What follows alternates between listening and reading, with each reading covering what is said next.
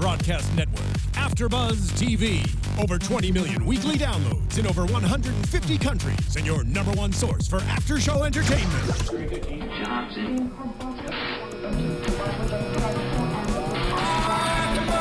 AfterBuzz TV, the destination for TV superfans, producing after-shows for over 300 of your favorite TV shows, interviewing celebrities and showrunners, and bringing you behind-the-scenes exclusives. All thanks to E! Entertainment's Maria Menounos, producer Kevin Undergaro, and internet leader Akamai. Now, let the buzz begin! There it is. There's that Good Wife music, which means we are back in studio, and I am not alone. Finally. Yes, right? I'm back, everyone. I'm still missing my favorite Tara and Bobby, but I'm back, and shout out to my Twitter fan buddy, Sam. You were looking out for me. You was wondering if I was feeling better when I was coming back, and here I am. So Alison Law is back, and I'm here with this lovely young lady. Yes, I am your host, Courtney Henderson, and obviously Alison Law. Here with Alison. And so we're just going to get right started. We got right in two it. episodes to cover tonight, so there's a lot going on. For starters, I guess let's just talk about how we found out before last week's episode that this is, in fact, the final season. Oh, wow. I didn't. You didn't get that. You were too sick. Oh, my gosh. Yeah. Yes.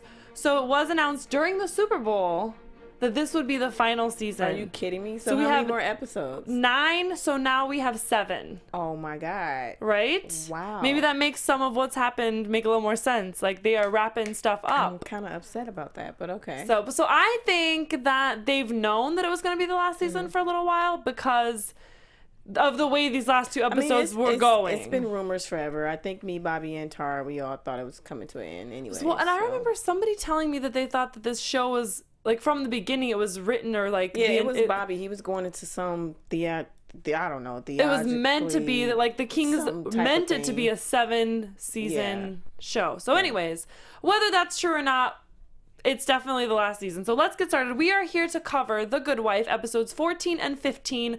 We're going to start now with 14. It is called Monday. So that aired last week on Valentine's Day. And I think that was a better episode than this last one. That one was like, wow. I was like at the edge of my seat the whole time. My jaw was open. I was like, oh my God, is this really happening right now? I think there's some jaw-dropping moments in this week's episode. But, but Monday. So we see that Alicia and Luca decided to go back to Lockhart Gardner. I had mixed feelings about that. You know, they bring her full circle, of course, because, like, they put her back on the 27th floor. And it's so weird having Carrie be her boss, not her partner. And kind of because of the nature of it all, have to kind of treat her like he's her boss. Yeah. I didn't like that. And I almost feel like Carrie didn't really like it either. Yeah. I mean, I feel like it was a great move for her and the company to have her back. Now they're going to get more of the clients because everyone liked Alicia, but they just didn't like her situation, her being in her house, working from home. So it's better for her. It's more money for her. And I think it helps. It's going to help each other. It's going to help Diane, all of them, and it's going to help Alicia too. And who knows? And maybe, maybe something may happen out of all of this. Yes. Yeah. So. Yes. Well, and of course, they went back and immediately, Howell, their IT guy, needs someone to help him. He wants to hire them to be his lawyer. And of course, he goes straight to Alicia, like, right? You're back. I need you because I know what you can do. Come help me right now. Yeah. Which is so interesting because, of course, as we see, even though Luca gets she starts helping and then kind of gets taken off and brought back on. But Luca, I feel like, is kind of the one that got that case going for him and really was on his side. It was Luca all the way. I did want to mention before, was Howell the last person that Kalinda was working with in regards to all of that stuff that he was doing? It was him. He was the tech guy, so. right? I would have to check. Yeah, I think it was Howell, but I was like, wow, is that the guy that was last with working with Kalinda? But anywho, yeah, Luca is really, she's good at what she's doing, coming straight out of Bond's court. She's smart. Like, she knows what she's doing. And she helped him out a lot. The one thing I really appreciate about that is her making that phone call. When she called the manager, was like, we have a lost device, or, we found this device. The foil. And they're like, no, it's not out. You cannot have that one. It's impossible. And, asking all the rules and, show Diane like, okay, so we're going to take this case. So she's kind of like a badass, you know, like, don't try to play me because I am, you know, a woman of color, and that's a big issue there, and they want to, you know, act as if she's not as educated or know as much as they do. And she's kind of like smacking it in the face, but in a smart, prissy, educated way. So I like her whole move. But if it wasn't for her, they wouldn't have been the case, and they probably wouldn't have won if it wasn't for Luca. Definitely not. I don't think. I mean, because she's the one that really took it seriously. And I also thought it was interesting because, you know, we see with that Alicia is kind of still, I don't know, it was almost like Alicia was kind of treating Luca like her associate. Mm-hmm. And Diane had to kind of have a conversation with Alicia and kind of like check her and kind of say, look, and like, I know you're back. It's so great to have you. Whether she means that or not, you know, is kind of maybe up for debate, but I don't think it was really Alicia's fault. She can't control Luca's behavior. It's really Luca. She didn't want to. No, I mean, because they reassigned Luca to a different case. Mm-hmm. And Alicia was like, no, like, she helped bring this in. Yeah. And Diane's like, look, you're not a partner. You don't get to make the rules. Like, we need her on this other case with Monica. But still, it was Luca's behavior. Luca was smart mouth, sucking her teeth when they told her to go down with Monica. Like, she didn't want to go down there. She didn't want to be there. So it wasn't like Alicia, like, that one situation, she's like, yeah, come back. But Luca's behavior prior to Alicia making that comment was, I don't want to be here. I'm better than this. I just want to be up there with Alicia. So, you know, I feel like she kind of have a separation anxiety. Like, she can't leave Alicia.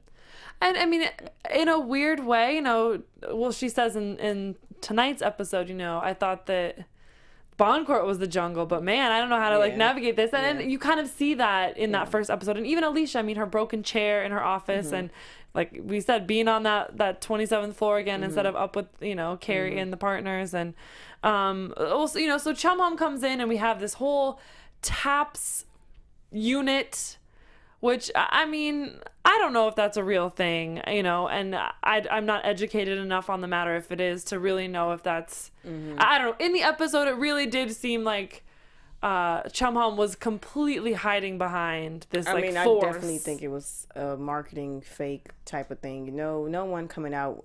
Mac isn't going to come out with this new product, and it's easily someone can just find it. And so, yeah, it was fraud.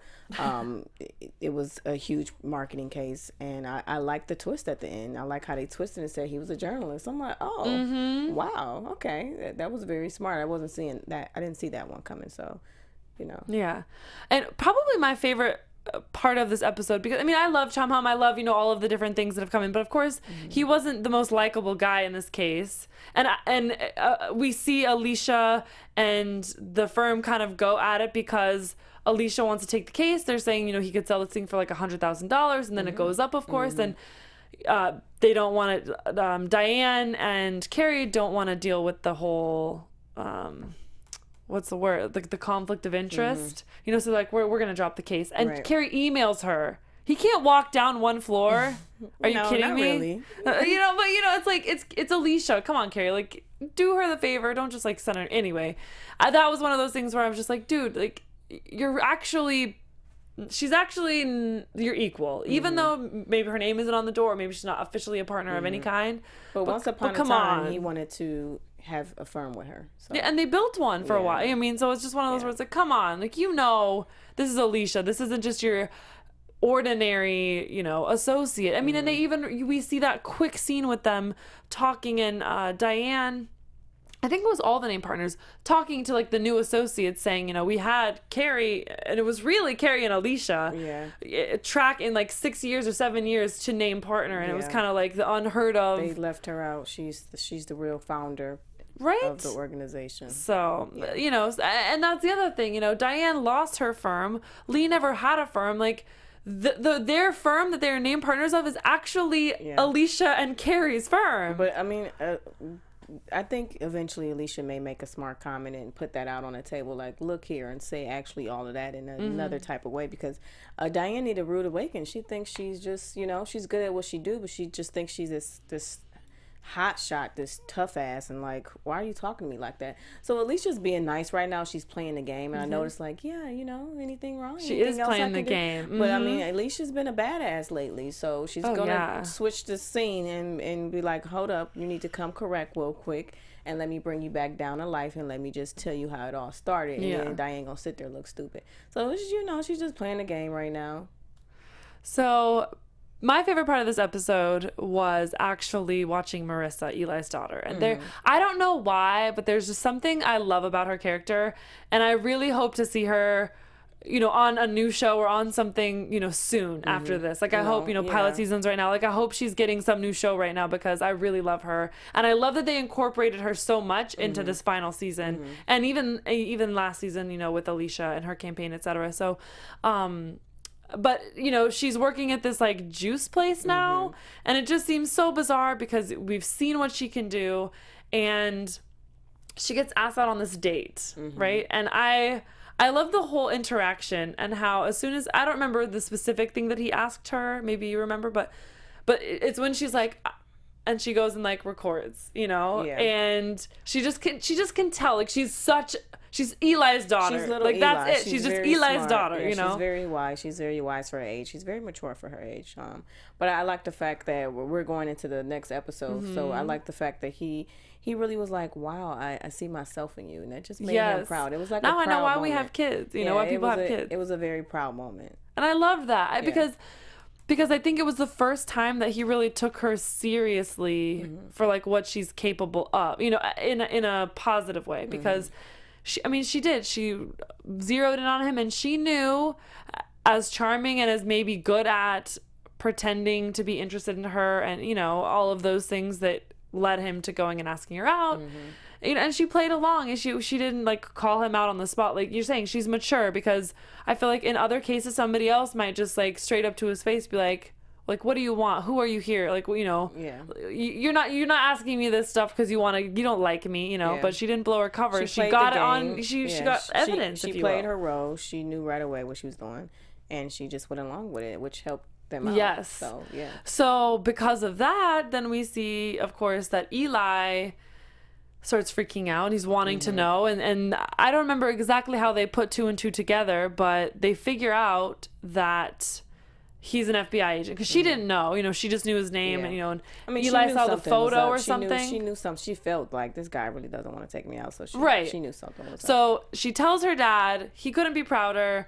We then find out that, like, Eli figures out he's an FBI agent, and that, if I remember right, it's because he's the guy that was undercover in Alicia's case when they were trying to catch the judge for bribery, but Eli warned him because Eli wanted information, you know. So it was like all these little like stories kind of coming full circle and like intertwining, and you just kind of see. So anyway, so Eli knows he's an FBI agent, and is, you know, now got the recording of what he's asking Marissa, and he concludes in this episode that Peter is being investigated by the FBI. Yeah, and of course they jump right into the whole rigging thing, because that's the one they're really guilty about. But I mean, that episode, it was kind of weird. It's like I go to Ruth, I go to your daughter, I go to everybody but Alicia, you know. So it was kind of weird. I'm like, what's really going on? Because it's like they're not going to Alicia. Could this kind of be a way, like, a twist to it? Like, are they really trying to do an investigation on Alicia, but they're not going to her? Yeah, they're going to the other people. So I was quite confused. I still am right now. But one thing I want to say about all of that, if they are going after Peter, that's a lot of drama. And I appreciate how Ruth went to Alicia and was like, look, you getting back on your feet. You got a lot going on. You need to leave Peter, because something's about to happen. She's, you know? Cash out while you still can. Cash out while you can, and they're out for blood. So I don't know what's going on, but I really, you know, Alicia's being a hot ass right now. She's hot in the pants. She might as well just file for this divorce and save whatever she have going on, because whatever, if they do go down for something, you know, they may bring Alicia into it and, you know, take everything that she has going for herself right now. So I appreciate Ruth doing that, but you know, that kind of scared me. Like, you know, why would another lady that close to Peter tell her that? Well, and that's the thing about Ruth. I mean, I've liked Ruth as a character. And I understand, well, I don't understand yet. I feel like this episode tonight and the kind of Ruth coming to Alicia will kind of explain to us why Ruth is such a kind of important character as far as why Eli needed to be distanced and then brought back in, because this whole time Eli has stayed loyal, even though Peter fired him, even though Ruth, but Ruth, I think Peter's just a job to Ruth. And that's what Eli's whole kind of thing was, like, you're kind of all I got. Like, I'm all in with the Florricks, with Alicia, with Peter. He's not that quite all in, because when Peter was getting scared, Peter, this was kind of a little punk move to me, because Peter's getting scared, and he's like, well, just to let you know, Eli, anything I've done, But that was tonight's episode. Yeah, we were talking about tonight's episode. No, I'm talking about last week. I'm still talking, like, because Ruth, she just... I don't know. I just don't think that Ruth is really in it. Like, I think it's just a job to her. Whereas, like, Eli is all in with the family. Oh, that's which is what why... you're saying. Yeah. Well, because I feel like Eli, kind of like in last week's episode, like, taking the information that Marissa gave him and, like, going to Peter. And because, like, if it weren't for Eli, Ruth, they wouldn't have ever known until they came to Ruth as well. And then, I think they would have known because they went to the girl working in the office, so. But that was nice. So I'm saying, like, in last week's episode, like, they didn't know. The only reason they knew is because of Eli. And I feel like, I don't know. I feel like this is going to be what kind of brings them back together because of tonight's episode. Whatever it was, we know it's, like, supposedly not the voter rigging, but I don't think it is. I think that they're right in what they're saying about it tonight and kind of saying that, that Peter, I don't know, like, I think that whatever it is, like, Peter and Eli are, like, kind of in on it together, but that maybe it was, like, the first time that Eli saw a side of Peter as far as, like, being willing to be a little bit corrupt, but Eli, like, went along with it because he is so loyal, but we don't know. I mean, because we'll have to see. Oh my gosh, last few episodes. But I did love that, and I love the way that they ended that episode. Because it segued into tonight's episode so well, because all we know now is the FBI is supposedly investigating Peter. They think it's for voter rigging. They haven't contacted Alicia yet. And then tonight's episode opens with Alicia getting picked up and by, like, military and, like, taken away, and she can only have her phone on breaks, and, like, for a minute I thought she was, like, for me. I thought the FBI was after her, but I thought they were, like, just some sort of, like, arresting, or like she would, like, turned herself, like, something, but I'm like, what would she have turned herself in for, So the way that tonight's episode opened was kind of, like, a little confusing to me until you get in the room, and of course they explain, she's a civilian added to this I just want to know why confidential session. I just want to know why her of all people, why is she on that? I thought she was all focused on just being a lawyer, and then out the blue it's like this meeting, Yeah, well, I mean, I think it's one of those things where if the president or somebody, whoever, the Department of Justice calls and says, you got to come take this meeting, it's not really like a voluntary thing, you know what I mean? And so she gets called into that, and I think part of it probably is they had to have people that were vetted. Like, there was a certain level of security and a certain level of vetting that had to be done, and just because of her having run for state's attorney and the things that she knows, she just happened to be one of those people that fit the bill for the time frame they were on. At the same time, it's one of those things, and the Kings are always really good about it, I think, but it's one of those things where it's kind of like, it's a TV show, and so it doesn't necessarily make sense, like, why the governor's wife, a lawyer getting back on her feet in Chicago, would be the first choice of, like, the two civilians, like, in the whole country. It's like, okay, Yeah, it didn't make quite sense. But I loved that, of course, Alicia in that, those conversations or those confidential sessions is going to be one of the people that's, like, questioned, and questioning of what's going on. And I always have loved that about her. But before we get too much into that, in tonight's episode, we got to see Elsbeth. Oh, well, and that. But we got to see Elsbeth Tassioni again. Yeah. And I was so excited because I was getting... nervous isn't the right word, but it was one of those where it's like, okay, we have 9 episodes, now 8, because tonight's episode, so like, who are they going to bring back? Like, who are of all the recurring characters are we going to get to see again in these final episodes? And I feel like it was kind of a big episode for her. We learned a lot about her, more than I feel like we've ever known. I mean, she was married.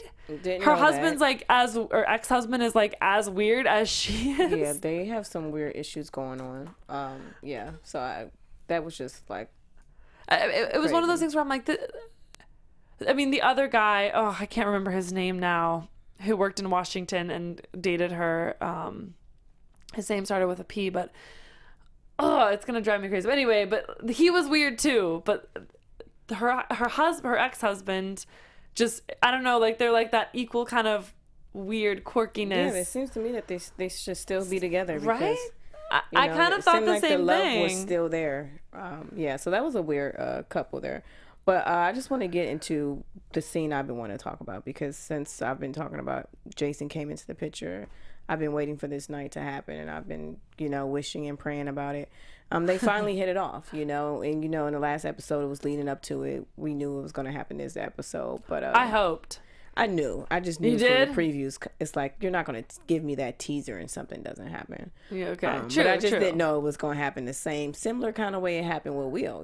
They're in the office, and so it was kind of like, oh, okay, so he is the new Will, and but that was very hot. Like, I just fell in love. I felt like I was in that moment kissing him. It was just very magical. It was well done, great scene. I'm just happy that they're hitting it off, and I just want to see more of them, I do too. Yeah. I love him. I do. I just hope it ends with the happily ever after. She gets divorced and she's with him. Yeah. Yeah. Well, let's see if they can do that in 7 episodes. Yeah. I really like him. I really like their dynamic. I really liked the way she called him out on, like, ignoring her call. Yeah. And he was like, no, I'm not ignoring anything. Like, I mean, he did ignore the call. We saw that. But I like how he kept it real. It was like, I just don't know what's going on. Right.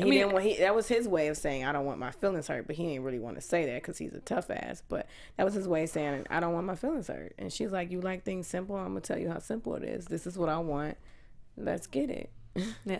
Well, but the thing I also like is he didn't know where they stand, because, like, she's married to not just anybody but the governor, and so there's a lot more to it than just like, I like you, you like me, let's do this, and he recognizes that and was kind of like, okay, before I just take a call and before we get into this, like, I want to have a conversation, like, owning the fact that we gotta, like, I want to know what the situation is. And so I loved that. Not that he ignored her call, because it did seem like kind of just like, are you kidding me? Like, it's such a kid thing, or, kind of like a diss. No girl after that kind of a night wants to, like, not get the phone answered after that, Yeah. So I didn't like him in that moment for doing that, but understood after, and love that he just kind of said that. And she's like, no, that's my problem. Like, me being married to the governor is my problem. He's like, no. Because, like, I don't want my feelings hurt. I want this, so it's my problem too. It's my problem that the woman I love is married to the freaking governor.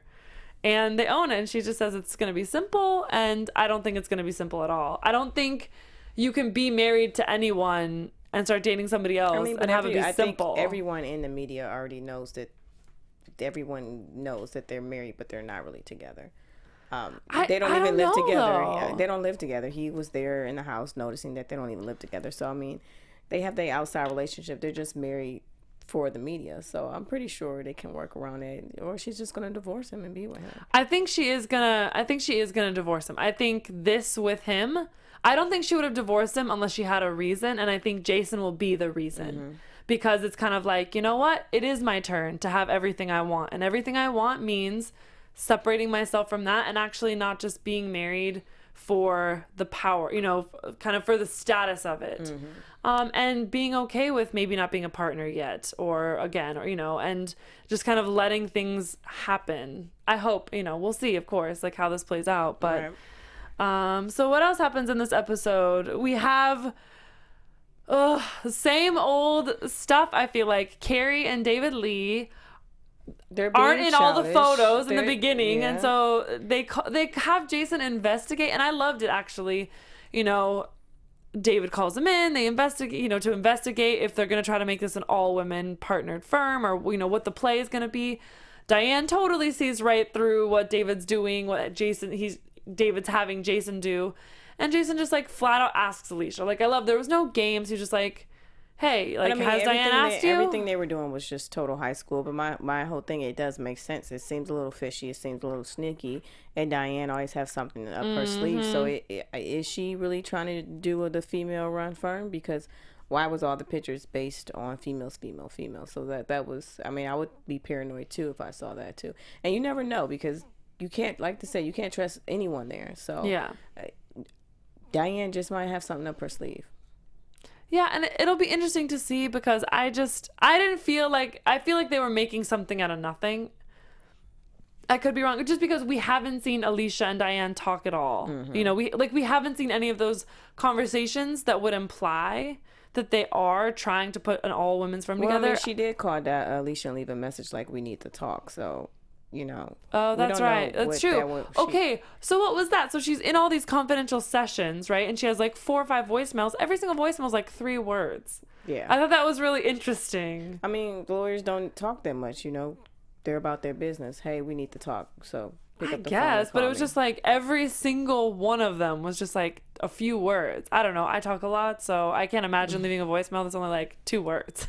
Well, I don't. For my voicemail, I like, look, if it's important, I just like, hurry up and call me. It's important. I'm not about to put everything on the voicemail. It depends on who I'm talking to, but I definitely have to use more than like 2 words. I don't know. So I just noticed that they did that. And then, okay, so we see, of course, Alicia go back into these secret sessions. They don't want to make a vote. They say, we've got time. We'll sleep on it. Captain Hicks doesn't come back the next day. Alicia's concerned. I mean, and it's one of those where I thought when we were watching it, I thought that it was like, well, Captain Hicks isn't going to vote the way we want him to vote, so he's out. That's what I thought, you know? So it's kind of like this whole thing, as much as it's his due process. And well, I mean, what did you think about that, actually? I mean, I don't Going know. back, It was totally fishy to me. I didn't really understand that. And then when they said they wanted to question Alicia, it was still confusing to me. And then when the NSA guy got involved and the cops came to get him away from his desk, I mean, everything was confusing. So I don't know. I really don't know what happened with that scene. But just with what they were talking about, you know, so there's this American guy, which they don't even say at first. First, they just kind of say there's this guy, he's a recruiter, he's had all these things happen, so they determine that he is a combatant, and then they reveal that he's an American, and they just want to like put him on this targeted list. And I mean, it was an interesting thing to kind of be, because I'm kind of on the inside of, yes, it's a TV show. Yes, of course, this is kind of a mock situation. But I would imagine the fact that we are, you know, at war, we are dealing with ISIS currently. Like, this isn't stuff that happened 5 years, 10 years, 20 years ago. This isn't history. This is like current day, which I've always loved about the show, because they've always kind of kept current day, you know, issues kind of in the show.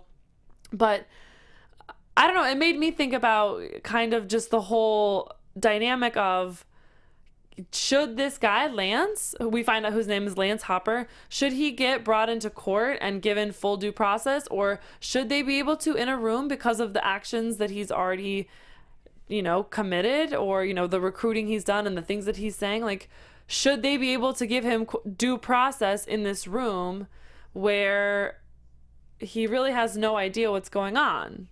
You know, I mean, and for me, it was one of those where, that's the thing I love about Alicia, like you said, like, she's just good, you know? And she just kind of said, she's like, look, you know, the thing he did was he put the bodies, you know, he basically contributed, the materials he contributed are these bodies to do the killings. And then she's saying now, like, well, we have to give him due process. And it's like, I don't know. It's just kind of one of those situations where I love that they bring in current day, I guess. And I didn't like that they had Captain Hicks removed, and then they were questioning Alicia, because it just felt like there wasn't really a leak. You know what I mean? It just felt like this is just their way of getting people out of the room that aren't going to vote the way they want to, until we saw the NSA guys. And they have like the third party hop thing where they've been able to listen to Alicia's phone. I totally forgot that they could and that they were, because they've been so far removed. And now, and I love it because you can tell that they're on Alicia's team, because he's like, oh my gosh, they think Alicia's the leak, like she's in trouble, Alicia's in trouble, right. And it's like, they like feel for her. Yeah. I think they're fans of Alicia. Totally. I mean, because I feel like it's just kind of the way that reality TV is today. There's these people that you've never met in your life. You don't even know anything about them until you start seeing them on the show. And then you really start to find ways to relate to them, to like them, to feel for them. And it's kind of the same way. Like, yes, they're not physically, like visually seeing her, but they're listening, like, and they're catching every last detail of her life, as we heard, because the guy walks up and he's got Alicia and Jason's very private moment playing and trying to explain that. I think that he got in trouble. So they came in and they established where they think the leak came from. And it's because they have the hot mic on it and they are able to hear the guy call Alicia back into the room to go over Lance Hopper's file. So then, of course, the NSA now has the name Lance Hopper, so they start probably looking into him, and that's where they probably find some of this trail and are, able to see, oh, Alicia's at the Pentagon talking about Lance Hopper and kind of figuring out, okay, what's going on. And so I think that was the leak, and I thought that was really cool that it wasn't actually anybody in the room. Like, it was kind of, in a weird way, like an honest mistake, or like the NSA, in a way, like the NSA not, like hearing something that they really shouldn't have heard, and having to take action, or taking action, even though they really don't have the clearance to do it. I mean, I guess maybe they do. They're the NSA. I don't really know how those rules are, but I think because the guys got told by their authority, like, stop, you have to stop listening until we figure this out.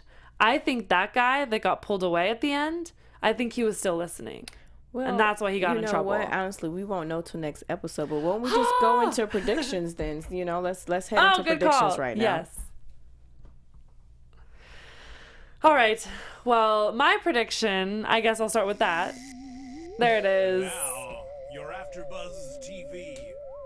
I'm going to start with my prediction. All right. I totally predict that I predict that, this whole Jason and Alicia is going to hit off. I think she's going to end everything with Peter. There's no reason for her to still be married to him. He's not president. And I honestly think something's going to happen with the firm. I don't know if it's going to go all to being all girls, or Carrie and Alicia take off with Luca, but I don't know. Something's going to happen with the firm. So those are your predictions? Yeah.